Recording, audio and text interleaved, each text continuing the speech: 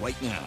Eyewitness Sports. Colgate University has yet to get a win, but there are signs of encouragement for them as they head into homecoming weekend.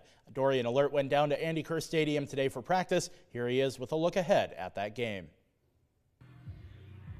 So it's week 4 of the Colgate Raiders season, and they're still looking for their first win.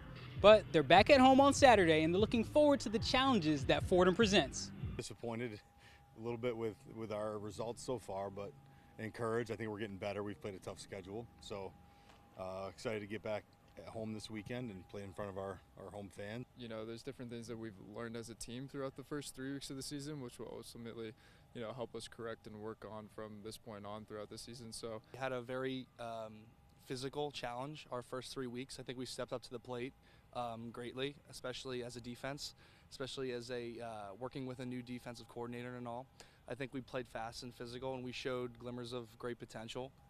Yeah, we're making progress, so Fordham will give us some challenges, but you know, excited to get back out there. Quarterback Zach Osborne said that the team has to continue to learn how to win, and head coach Kurt Fitzpatrick said that starts with consistency every day in practice and bringing that to game day.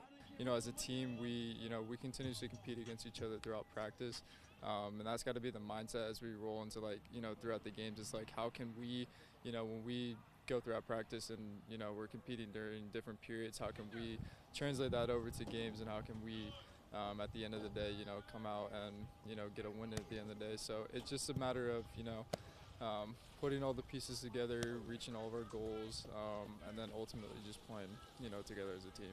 Great teams play every play in a bubble, like it's its own life.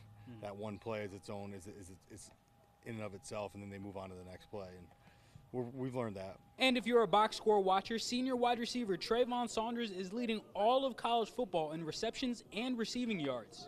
When I asked Zach how great it was to have a receiver like Saunders, he said simply, quote, "It's awesome." And Fitzpatrick added that he's a fun player to draw plays for because he practices the same way he plays on game day. At Colgate University, Dorian Alerte, Eyewitness Sports.